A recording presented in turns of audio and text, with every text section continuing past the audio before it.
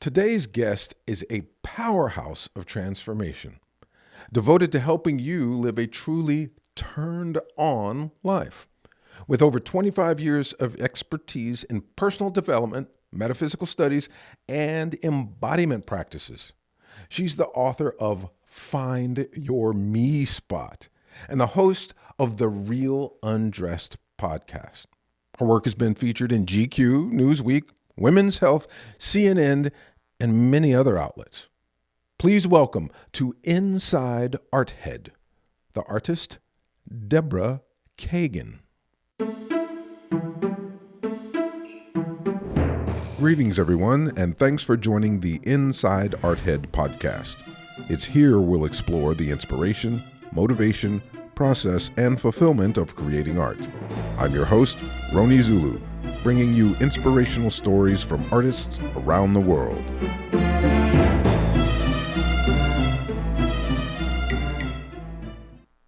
Deborah Kagan, thank you for being on the show and allowing us to get inside your art head.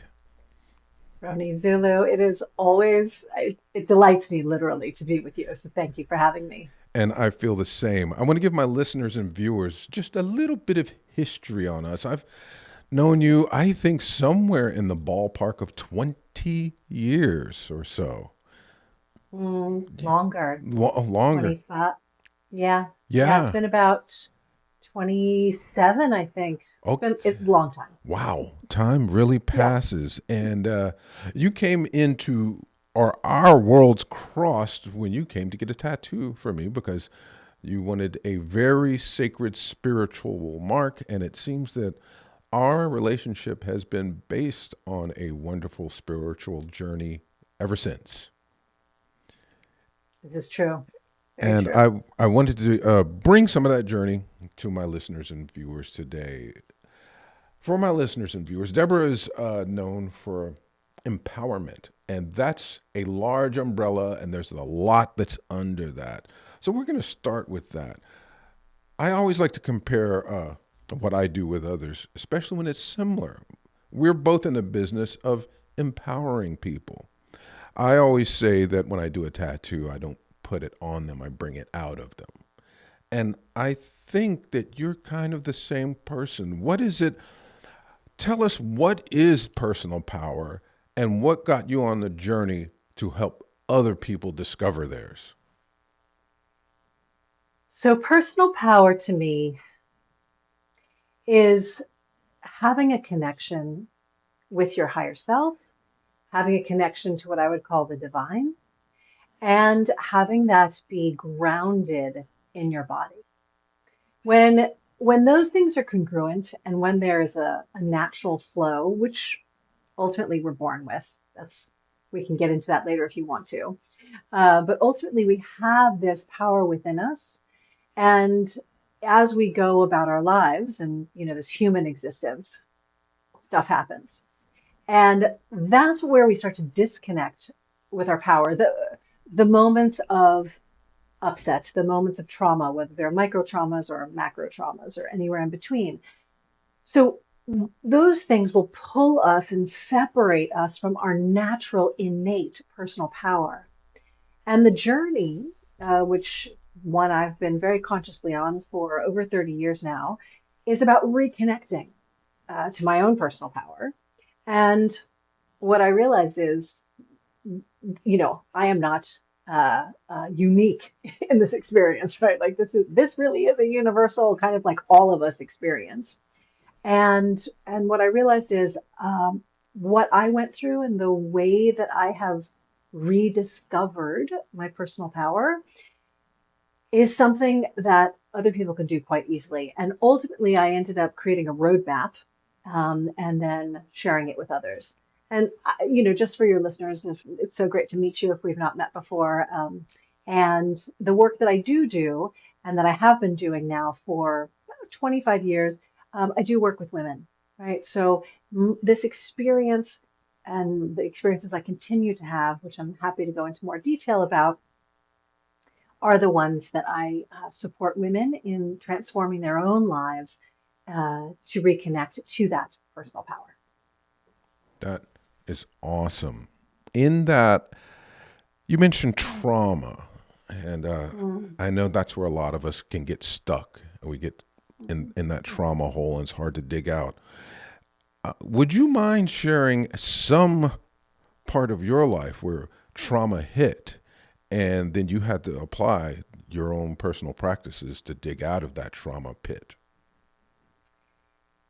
Well, here's what I've come to understand and what I believe, which is everything we experience between the ages of 0 and 9, possibly 10, there is psychological basis, and there have been studies on this now. But all, things that occur in that time frame, those are our formative years, of course, and those are the ones where we're like a sponge. And so we're taking information in. It's just coming in, it's coming in, it's coming in. We haven't built up a filter, and we certainly have not built up our own conscious understanding of moving through life. So anything that was upsetting, or again, trauma in terms of a bigger sense during those years creates what I call a kink. All Mm. right. And so think about this. Think about just the way the water in terms of a natural geyser. All right. So water coming up from the earth. Very natural. When it comes up, right, it just comes up really big, beautiful, and then it will move up through the earth and kind of just spray everywhere and water whatever is, nearby. So that's the natural flow. Well, our personal power, this personal life force, whether you want to call it chi or ki or sexual energy, or I've called it mojo for many years, right? That is naturally like that geyser moving through our physical body. However, when we have one of those experiences that is hurtful or traumatic, it kinks up, right? There's a kink Mhm. in the hose, like, this natural flow, right? So there's that kink. Now, does it cut off that flow? No, not completely. But what it does do is it diminishes the flow. And so therefore, that part of you that is, has experienced this thing that caused the kink, now the life force is like it's got to move around it. It's got this obstacle in the way. So for me, when I was younger, I lived in a home of domestic violence, and that was between the ages of 8 and 15. My parents got divorced a year and a half prior to that, and that was its own trauma. Mhm. And then when my mom got remarried, her second husband, this was the abusive household. So that whole experience taught me and gave me the message. It's not safe to be in your environment, certainly not safe to be in your own home. You always have to watch your back. A woman is not powerful. She is going, she is going to be abused. She's going to be diminished. She has no say. And so these were the messages that were given to me.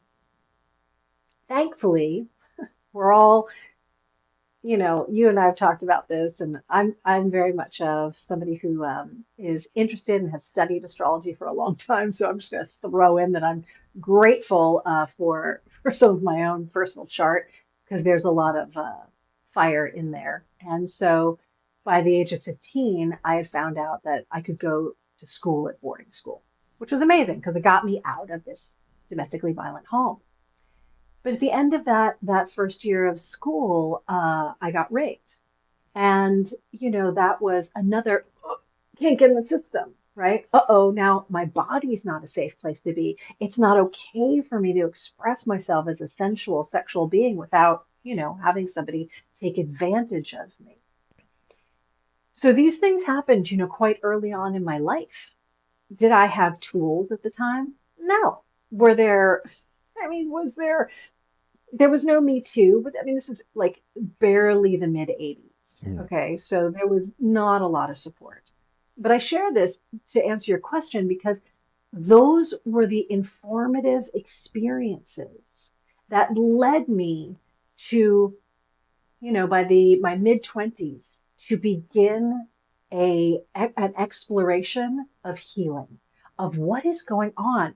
I know that there's this power in me, And why does it feel so distant? Why do I feel so disconnected? Why does it feel like such a struggle? And that put me on a very conscious path to discover how I can heal from those things. And then what it turned out to be was, oh, other women are wanting some support, in, these areas, but also just in general with confidence, with being in our bodies. And so let me share something more recent in terms of my own, last 2 years, to put it like on a present day. But I felt like that was important context. Mm-hmm. Um, I think one of the things I've shared with you, so my mother, and I have never had a fabulous relationship. I've been more of the parent role, right? Since I was a child. Like, for instance, when she was going to marry this second husband, I begged her. I'm like a 7.5-year-old girl going, please don't marry this guy. And to the point is, we all, our intuition, we are born connected to something, our higher knowing. All right, we all have it. Everybody's got it. So in any case, my mom and I had never had a great relationship. She has her own psychological issues and traumas that she never healed from, and she's not a very happy human. And I'm the only child, and we're the only two family members left on that side of the family. So she's got a little, she's gotten older, of course, and she's has dementia and a little bit of Alzheimer's. And she lived on the East Coast. I live in Los Angeles, and I needed to move her out here. I shouldn't say I needed to, but I chose to, Mm-hmm. right? To be able to oversee her care. This was very challenging for me, based on our relationship, based on where I sat with it, in terms of my own conscious nature and also spiritual nature, and it was not easy. So the tools that I have developed over the years and the sort of systems that I've created and the really the art form of the healing work that I Mm-hmm. offer is something that I have had the opportunity to dive into on a new level and a deeper level these last 2 years.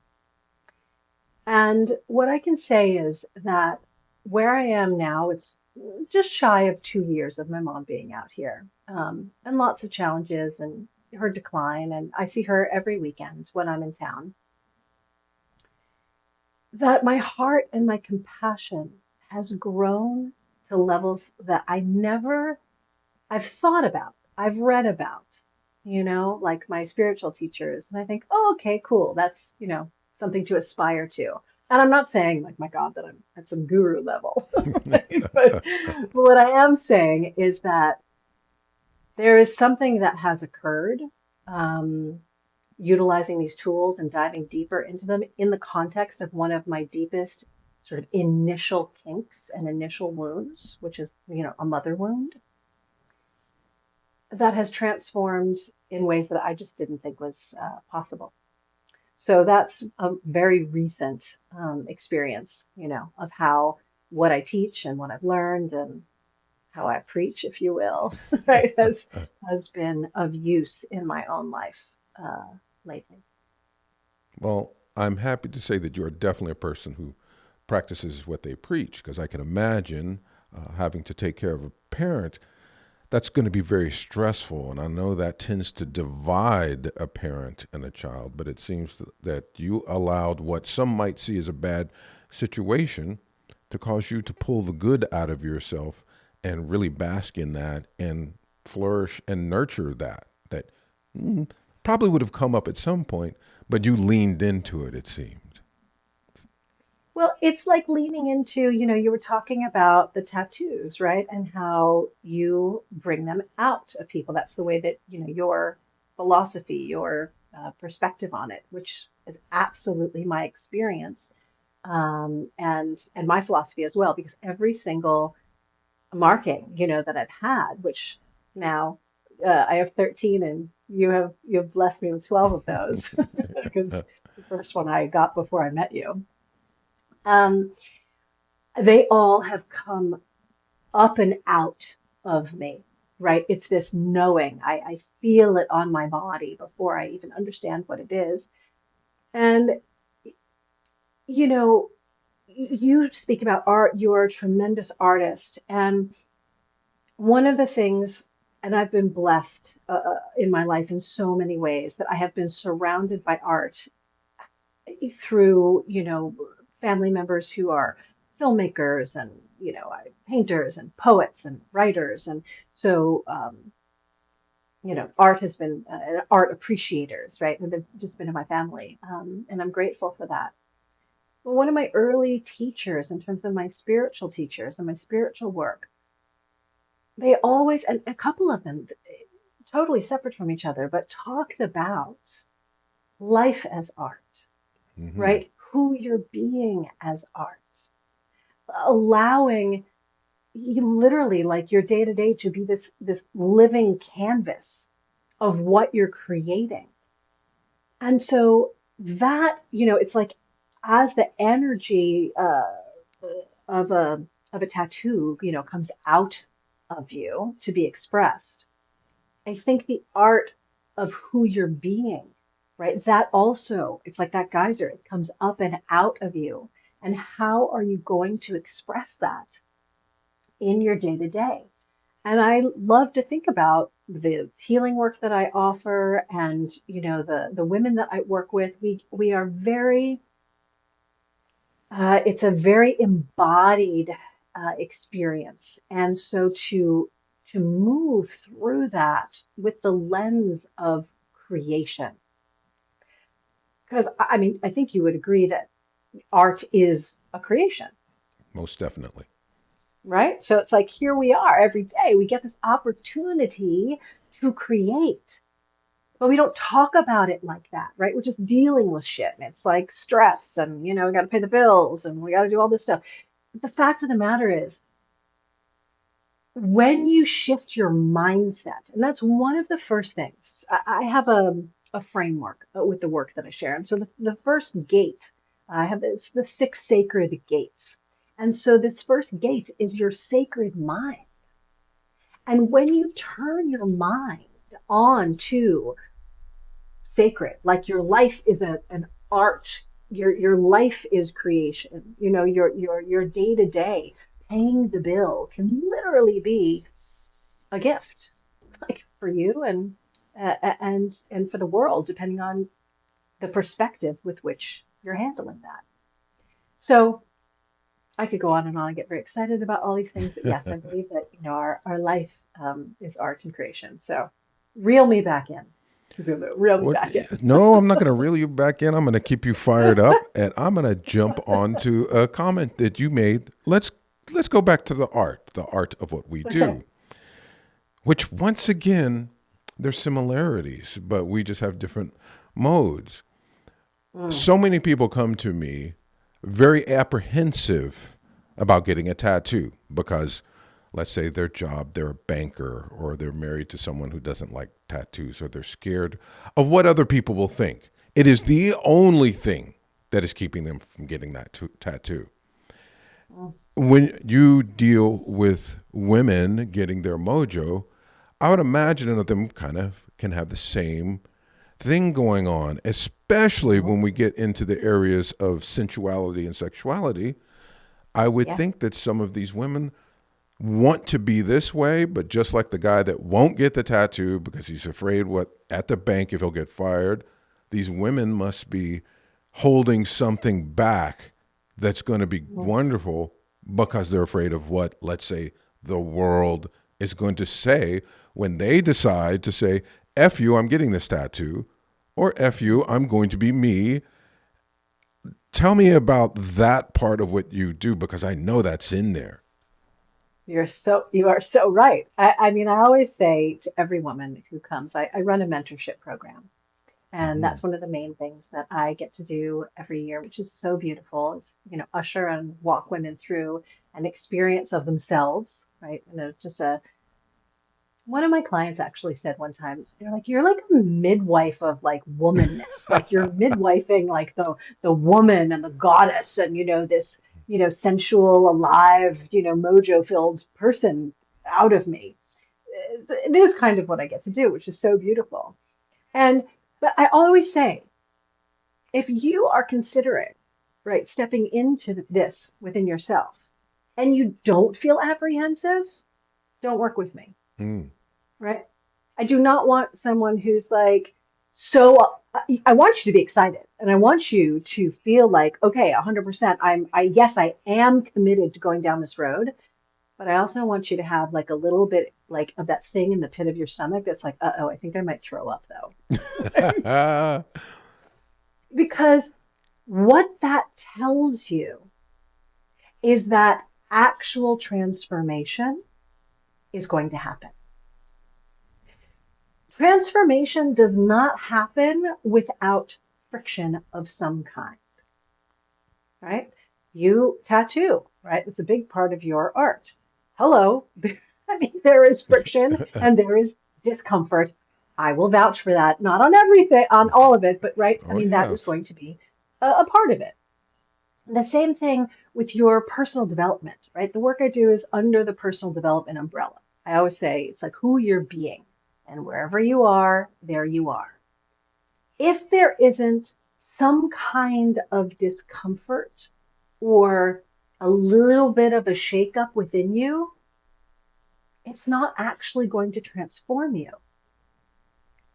I mean, the other, sort of cheeky analogy I always say, because we talk about sex a lot, and right, I mean, I have a show called The Real Undressed where we talk about sex and spirit. Um, that without friction, there is no orgasm. Right? Without friction, there Oh, is yeah. not ejaculation or right. There are some people, I'm gonna say, it's a minority on the planet, but there's some people that can have like a breath orgasm, Mm-hmm. right? But if we're going to get really down to the nitty gritty, there's still like the oxygen moving and like kind of rolling over your body. So there's still a little bit of friction happening, Yes. right? So the whole point is to transform, there does need to be some, a little bit of discomfort. So when women come to me, yeah, there is that little bit, or sometimes a lot, concern, well, what's it going to be like on the other side? And I think you and I both know uh, and it's for me too. It's the fear of the unknown.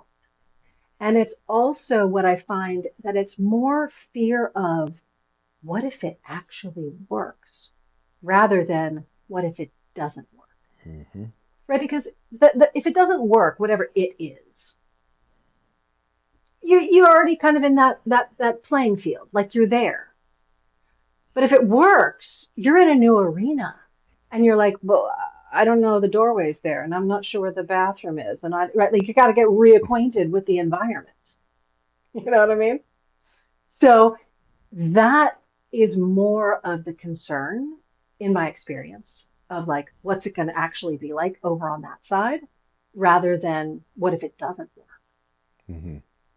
I love Yeah. that you brought that up because I tend to be surprised when things don't work. When something goes well and people want to interview me and say, "Well, how do you feel? You won this award, or this happened this way?" And it's like, "Well, that's why I got involved. It would be weird if it didn't happen." So, um, and let's talk about that as far. I think that's really important that you brought that up to what happens when you do get on the other side. And it Yeah. is a different playing field, and you're out of what you say your comfort zone, but you're somewhere you want to explore. Can you tell Hmm. us about helping women in that area, that word exploration?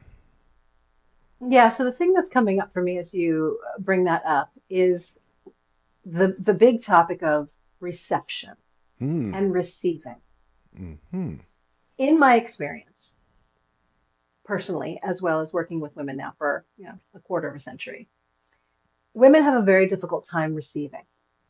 Right? Think about when you give a woman a compliment, right? Like, oh, your hair looks good. Oh, you think? I'm not sure. I don't know. I didn't really like the way it, right? It is this deflection, deflection, deflection Hmm. from a simple thing like a compliment to like, let me gift you with, I don't know, a 5-star vacation. Okay? Most women have a challenging time with receiving. Hmm. And so to like that's where we need to start. And one of the ways, honestly, it's as simple as this that I do share with women. And one of the things I talk about in some of my programs and all of this is like, listen, just start with receiving a compliment. Say thank you and shut up. Like, Hmm. don't say anything else. Just say thank you. Somebody holds a door open for you. Thank you. That's it, right?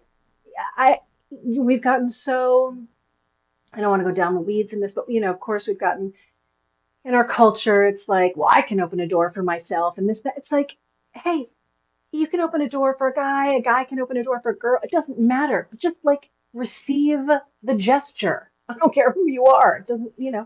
So that is one way to begin to flex your receiving muscles. And, it's to get to wherever it is you want to go is to become first a great receiver. All right. And that's a constant practice. So that's the first thing.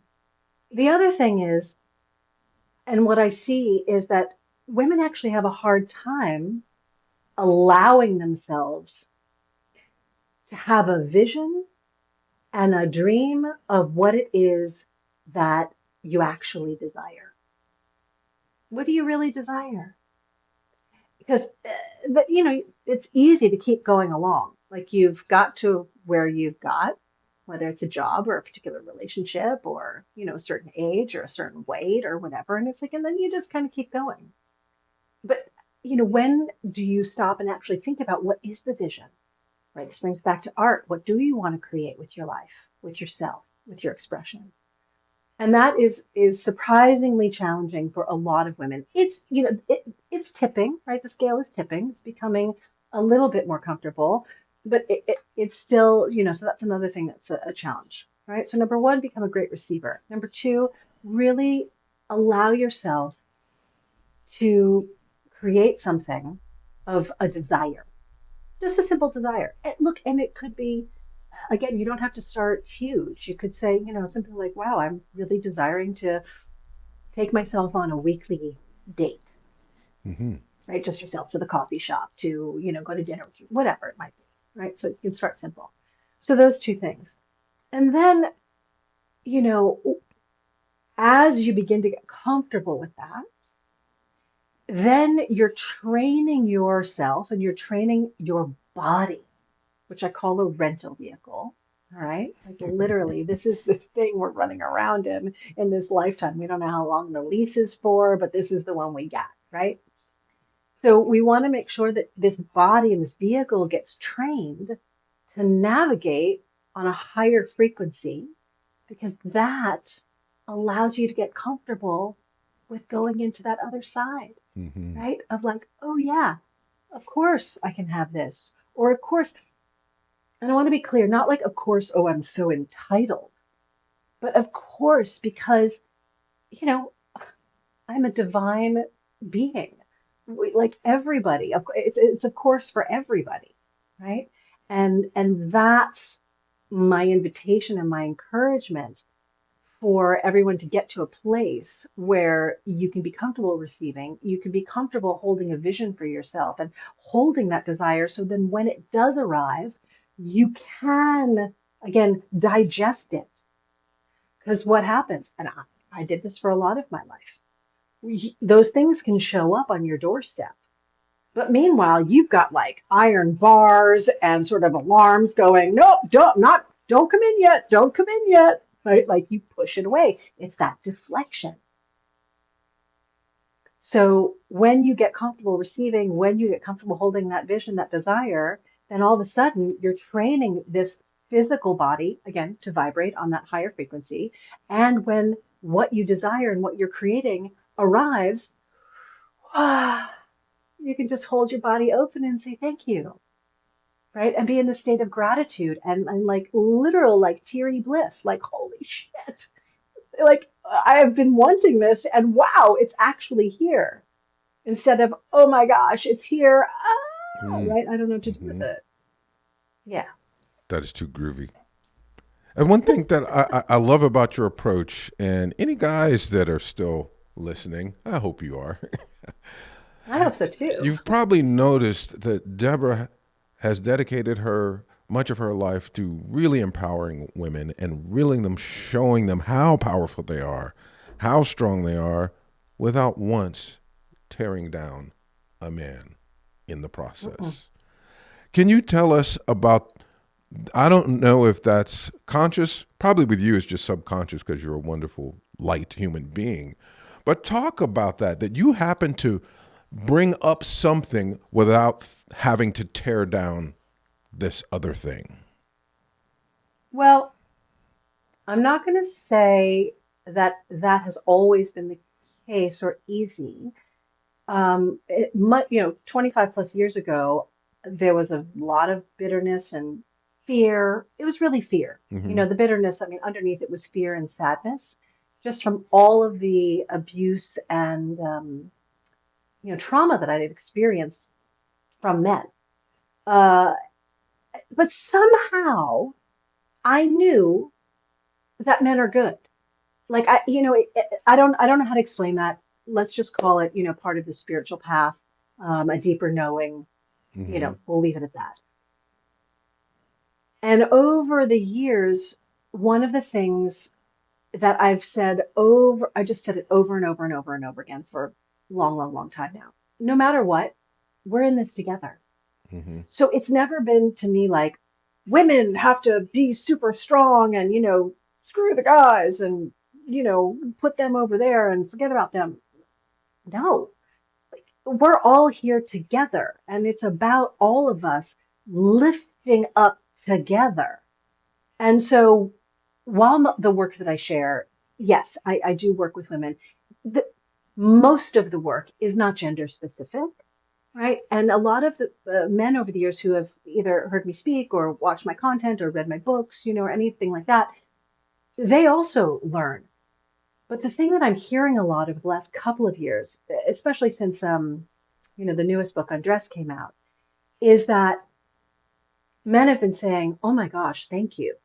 Like you are Mm-hmm. giving me this insider's guide to a woman's mind and experience.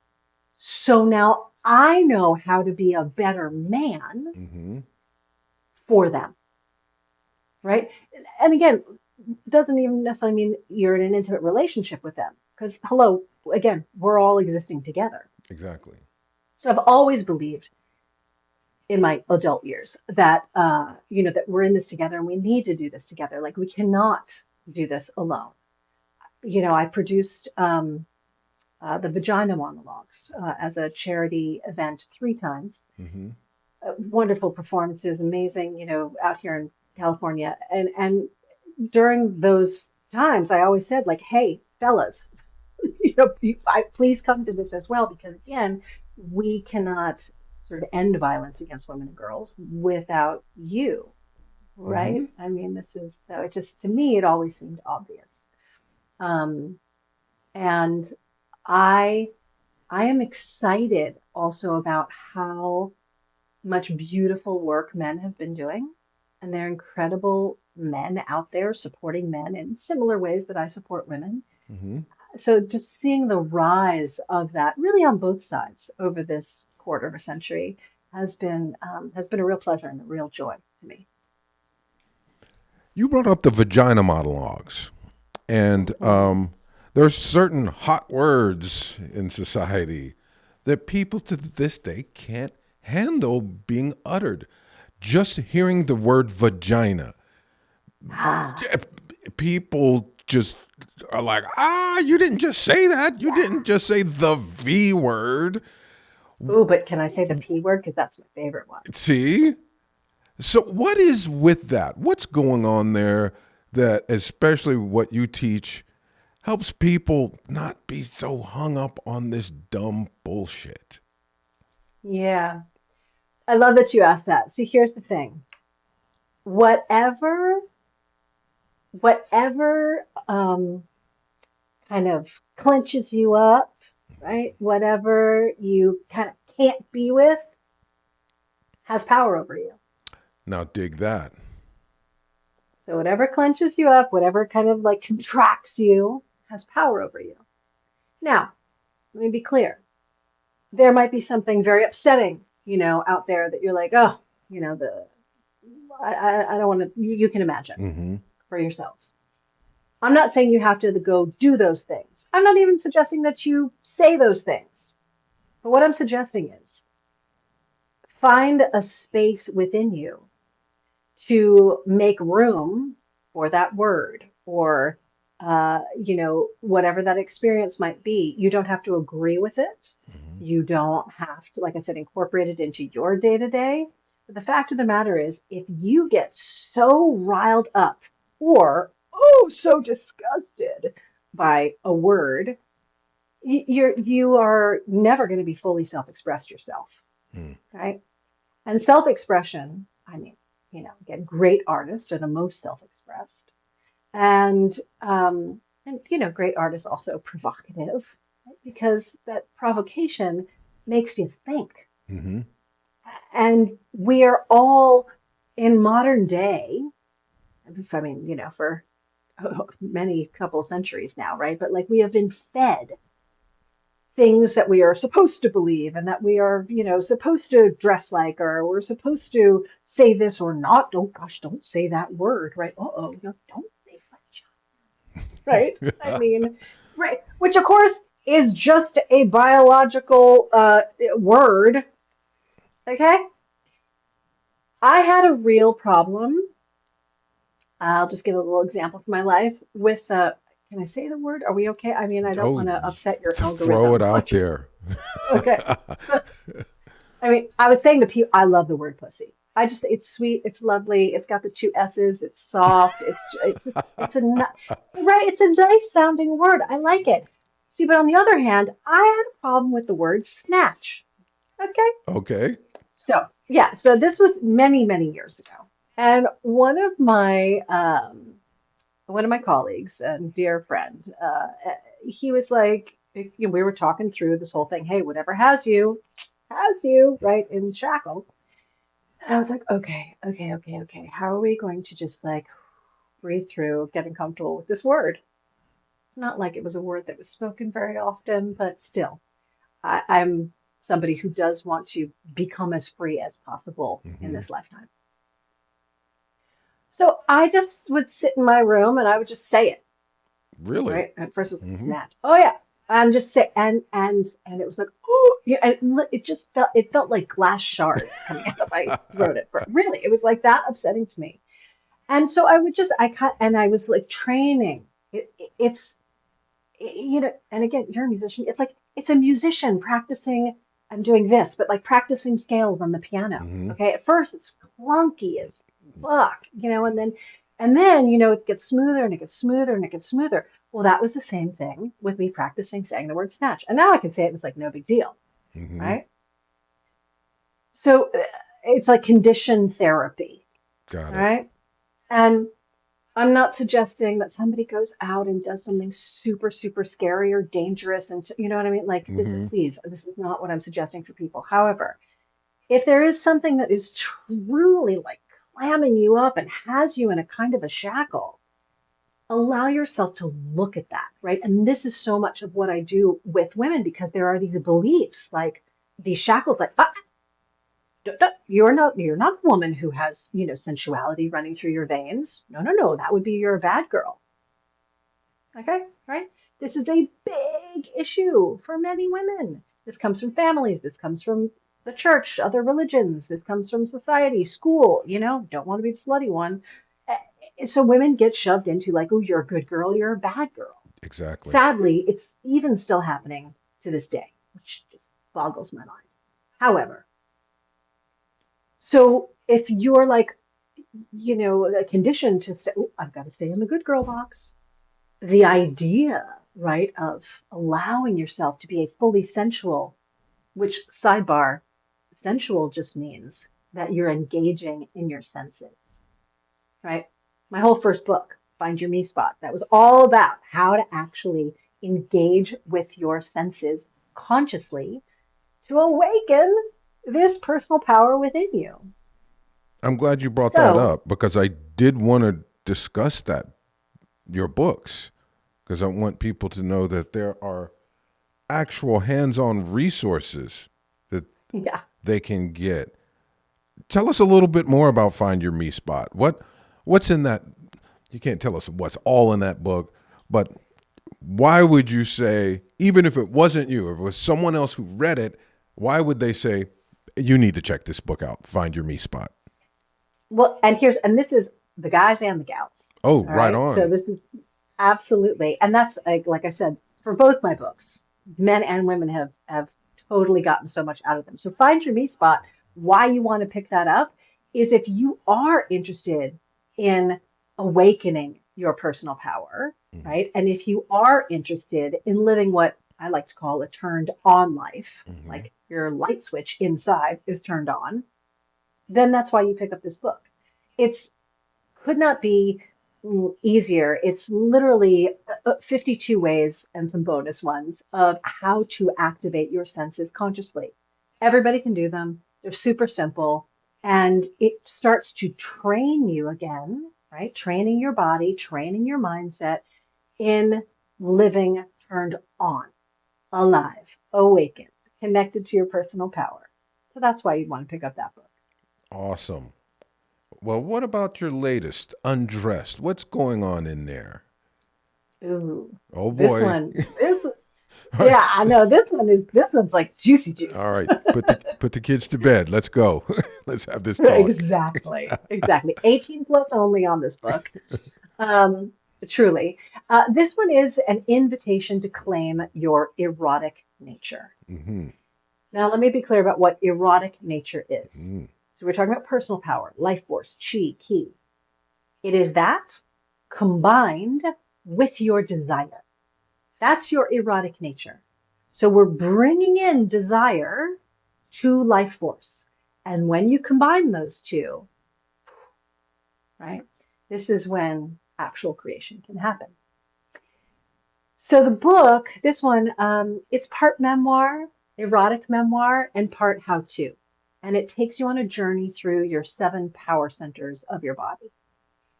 And what I've heard from readers, men and women, is on the men's side, they're like, wow, thank you. This is hot, this is sexy, and I feel like I know how to be a better man for the women in my life. And for the women, they've been saying, oh my goodness, I didn't think that I was allowed to explore in these ways or in this kind of a arena. And your book, like this is giving me permission Mm. to do that. Because the erotic memoir is it's like an amuse bouche for those of you foodies out there, right? It's like this little taste to like get you in the mood, and then it goes into your turn. And that's where you get the opportunity to walk through a spiritual exercise to awaken that power center and a sexual exercise. So it's written for women to experience by themselves, with themselves, for themselves. And I do say in some of the sections, if you do have a partner, or if you'd like to explore this with a partner, here's how you can do that too, which is really beautiful for people who have explored that way. Well, this is just too awesome that, like you said, you're giving people something that allows them. Because a lot of times I think we get stuck on not allowing ourselves. We wait for someone else. We still have that child in me needs someone to say it's okay. And it sounds like you Mhm. are helping people grow up a little bit and say, you know what, you can. That's part of personal power when you get to say it's okay instead of waiting for someone Yeah, else. yeah. And I think thank goodness for you and people like me and others, as well who do give and just I think it's really a reminder because permission is always going to be given by self. Like you're never going to really do something really, truly that you don't want to do, even if it's on some conscious level that hasn't crept up to the elevator level of consciousness up here yet, right? And I think it's so just happy making for lack of a better term, I like to that. have people, happy make to have people to remind you of what's possible. I mean, every day I'm grateful for the people in my world, and I have structures in place in my life because, you know, I do believe underneath it all, I'm a deeply creative person. That's my nature, is to create. Hmm. Um, and without kind of structures or some guardrails, that just gets to be a big mess. Hmm. It really does. So actual creation, in my opinion, requires some kind of container, Hmm. right? And so whether that's a calendar or uh, other structures, that you create for yourself, physical ones or, um, uh, figurative ones. So every day I get to connect with people because I have these accountabilities in place that help me to remember and give myself permission. Oh, right, like I can go for it, or here's a way here's an avenue that will be helpful for me to go for that next thing that I want. So I encourage everybody to, create a great community for yourself, even if it's a community of two, Hmm. right? Yeah. Well, Deborah, I just want to thank you for sharing with us. And I know that so many of our viewers and listeners are now very curious about you and even more so about themselves. So thank you for Mm. sparking that curiosity that we need about ourselves as humans. And then, like you said, giving us permission to explore that. Now, Mm. there are those who, after hearing and watching this, they're going to want to know, wow, this Deborah lady's pretty cool. How do I get these books? How do I go see her if she speaks? How can we find you on the web and get some Deborah Kagan into our own personal space? Get a little dose of Deborah, vitamin D. Yeah, yeah. So the books are sold wherever books are sold. So, you can find your me spot or undressed in any of those places. Of course, my website is always a good spot. However, the kind of most up to date is I'm on Instagram. That's where I play the most on social media. I would say the best thing, if you really want to be on the insider track and know like when I'm going to be opening up, slots for any kind of new programs or retreats that I'm hosting, which we're doing international retreats now, is the best thing to go to my website. Let me reframe that because can I give a gift to your listeners? Sure. Is that okay? You can do whatever Is that you right? want. Okay, because you know what? If you actually want to be on the insider list and get a gift, there's a beautiful breath practice that was taught to me by one of the masters that I've studied under. And it's going to help you to slow down, to tune into your body. And there's a particular way to work with this breath exercise that I guide you through that allows you to create something new for yourself. So it really is in the realm of our conversation about creating. And so all you have to do is go to breathe with Deborah, DEBORAH.com. So it's breathewithdeborah.com. And that way you'll get a gift and you'll get on the insiders list. And that's the best way to stay in touch with all things happening over here. How absolutely wonderful. Deborah, thank you so much for your time. And more importantly, thank you so much for the gift that you give others. We so appreciate it. Thank, And to thank all you. my viewers and listeners, if you want to get a hold of Deborah, she told you how to get on the inside. I would suggest you do so. And thank all of you for watching or listening.